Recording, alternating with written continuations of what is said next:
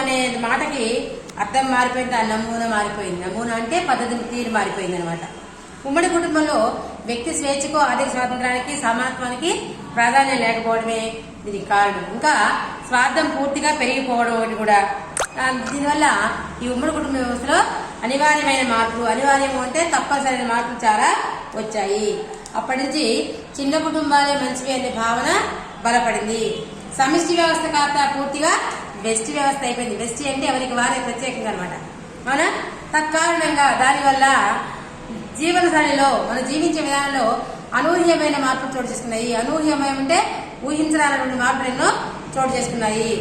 ఆధునికత వల్ల, ఈ కొత్తదనం వల్ల శ్రమ విభజనలో కొత్త మార్పు వచ్చాయి. పనులు చేసుకోవడంలో కూడా కొత్త కొత్త మార్పులు వచ్చాయి. స్త్రీ పురుష సంబంధాల్లో కూడా కొత్త ధోరణులు ఏర్పడ్డాయి. స్త్రీ పురుష సంబంధాల్లో కూడా కొత్త ఆలోచనలు, కొత్త మార్పులు అనేవి వచ్చేసాయి. ఆర్థిక స్వేచ్ఛ, సమానత్వము, వ్యక్తి స్వాతంత్ర్యం అనే మూడింటిపైనే వెస్ట్ కుటుంబం ఆధారపడింది. వెస్ట్ కుటుంబం దేని మీద ఆధారపడింది? ఆర్థిక స్వేచ్ఛ. అదే ఉమ్మడి కుటుంబంలో ఉంటే వాళ్ళకి ఆర్థిక స్వేచ్ఛ ఉండదు, ఇంటి మీద చూసుకుంటారు. కానీ వెస్ట్ కుటుంబం ఎవరి కుటుంబం వాళ్ళకిదే, ఎవరి సొంతంగా వాళ్ళు ఖర్చు పెట్టుకుంటారు. అవునా? సమానత్వం, అందరితో సమానంగా ఉంటాం అనేది. అట్లాగే వ్యక్తి స్వాతంత్రం, మన ఇష్టం వచ్చినట్టుగా మనం ఉంటాం అనేది, ఈ మూడింటిపైనే వెస్ట్ కుటుంబం అనేది ఆధారపడింది.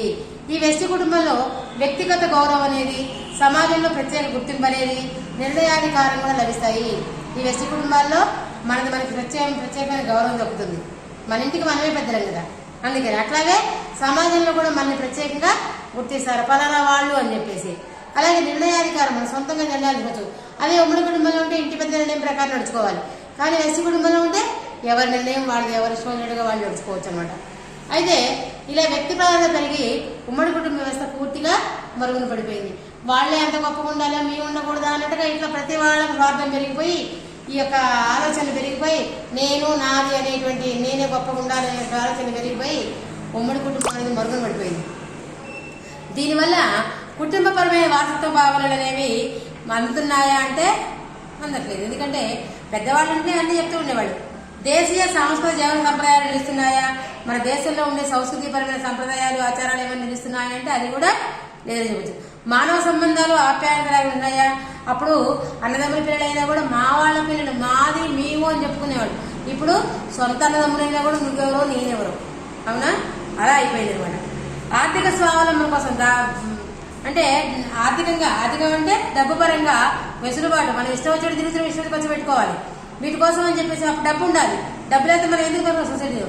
అందుకోసం అని చెప్పేసి భార్యాభర్త ఇద్దరు ఉద్యోగాలు చేయాల్సి వస్తుంది, సంపాదించాల్సి వస్తుంది కూడా. దానివల్ల అవసరం ఉన్నప్పటికీ కూడా సంపాదించుకోవాలి. కానీ అదే జీవితానికి గమ్యం కాకూడదు, అదే లక్ష్యం కాకూడదు. అదే లక్ష్యం అవుతోంది అనమాట జనాలకి. ఎందుకంటే మేము ఎంత సంపాదించాం, రేపు మా పిల్లాడికి ఎన్ని కోట్లు కూడా పెట్టాం, మా అమ్మాయికి ఎన్ని లక్షలు కట్నం ఇచ్చావు, మా అబ్బాయికి ఎంత పెట్టావు, అమెరికా పంపించావా, లండన్ పంపించావా, ఇది కష్టపడి. కానీ అసలు ఆ పిల్లల్ని ఎట్లా ఉంటున్నారు, వాళ్ళకి ఏ సాంప్రదాయాలు నేర్పుతున్నాము, ఏ విధమైన వినోదంతో పెరుగుతున్నారు వాళ్ళు అనేది మనం చూసుకోవట్లేదు అనమాట. అవునా? తల్లి ప్రాధాన్యత తల్లిదండ్రులకి ఏంటంటే పిల్లల సంక్షేమం, పిల్లల బాగోగు. సంక్షేమం అంటే బాగోగు చూసుకోవడమే ముఖ్యం. కానీ దానికి అసలు శ్రద్ధే చూపించట్లేదు అనమాట. అది పిల్లల మధ్య విపరీతమైన ప్రభావాలు చూపుతుంది. తల్లిదండ్రులు కేరళలో ఉంటే వెళ్ళిపోతూ ఉంటారు ఆఫీసులకి. పిల్లలు ఏం చేస్తారు? ఆ కంప్యూటర్లు, ఫోన్లు పట్టుకొని ఆడుతూ ఉంటారు, టీవీలు పెట్టుకొని చూస్తూ ఉంటారు. ఏంటి స్పైడర్ మ్యాన్ దూకుతాడు, వాడు ఇది చేస్తాడు, అది చేస్తాడు, గోలగోలు చేస్తూ ఉంటాడు అనమాట. అది నేర్చుకుంటున్నారు. ఒకళ్ళొకటి కొట్టుకోవడం ఇలాంటివన్నీ ఉంటాయి కదా టీవీలో చూసి. అదే వాళ్ళ మనసుల్లో బలపడిపోతుంది అనమాట. దానివల్లనే సమాజం దెబ్బతినిపోతుంది, చెడు వ్యక్తిగా తయారవుతున్నారు. అది వాళ్ళ మనసులో పడిపోయి. అవునా? అదే తల్లిదండ్రుల సంరక్షణలో ఉంటే వాళ్ళ మనసులో అట్లాంటి ఆలోచన అనేవి రావు. అవునా? తల్లిదండ్రుల పిల్లలకు వారసత్వంగా ఆరోగ్యము, సంస్కారం అంటే ఇది మంచి, ఇది చెడ్డ, మనం ఇలా నడుచుకోవాలి, ఇలా ఉండాలి అని చెప్పడం సంస్కారం. అవునా? అలాగే చదువు, విజ్ఞానం, అన్ని మంచితనము, పరోపకారము, ఇతరులకు ఏదైనా మేలు చేసే గుణం, ఇవన్నీ కూడా అందించాలి తప్ప కేవలం డబ్బు కాదని గుర్తుంచుకోవాలి. పిల్లల సమస్యలకు వెళ్ళే పునాది. పిల్లలకు వచ్చే మంచి గుణాలన్నీ అలవడాలి అంటే దానికి మెయిన్ పునాది ఎక్కడ? పిల్లల మెయిన్ ఎక్కడంటే ఇంట్లోనే. అవునా? మన తల్లిదండ్రులు ఏం చేస్తే చూసి పిల్లలు అదే నేర్చుకుంటూ ఉంటారు కదా. కానీ ఇప్పుడు ఆ ఇల్లే కనుమరుగవుతుంది. ఇల్లు అంటే మాకు మేడం ఇది బిల్డింగ్ ఉంది మేడం, మాకు ఇల్లు ఉంటుంది, అది కనుమరుగైపోతుంది కదా. ఇల్లు అంటే ఆప్యాయతలు అనుబంధాలు కరువైపోతున్నాయి, అవే కనిపించకుండా పోతున్నాయి అనమాట. పిల్లలేమో కేర్ టేకింగ్ సెంటర్లలో పిల్లలు తీసుకెళ్లి చిన్న పిల్లలప్పుడే కేర్ టేకింగ్ సెంటర్లో ఇస్తారు, కేర్ సెంటర్లో ఇచ్చేస్తూ ఉంటారు. పెద్దలేమో భార్యాభర్తలు ఉద్యోగాలకు వెళ్ళిపోతారు. పెద్దవాళ్ళు అంటే మేమిద్దరం ఉద్యోగాలు కదా, చూసేవాళ్ళు ఎవరు ఉంటారు, వాళ్ళకి కాలేజీలు వస్తే ఎవరు చూస్తారు, అందుకనే తీసుకెళ్లి ఆ డబ్బు నుండి డబ్బు కడతారు, డబ్బులు నుండి అనాథాశ్రమంలో పడేస్తారు, డబ్బు నుండి డబ్బు కట్టి వృద్ధాశ్రమంలో పడేస్తున్నారు.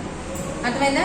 ఇక మానవ సంబంధాలు ఎక్కడున్నాయి, ప్రేమ ఆప్యాయతలు ఎక్కడున్నాయి, అనురాగాలు ఎక్కడున్నాయి, వారసత్వ అనుభూతులు ఏవి, వారసత్వంగానే ఒకరి నుంచి ఒకరికి వచ్చేటువంటి ఆ ఫీలింగ్స్ ఏవి అవునా?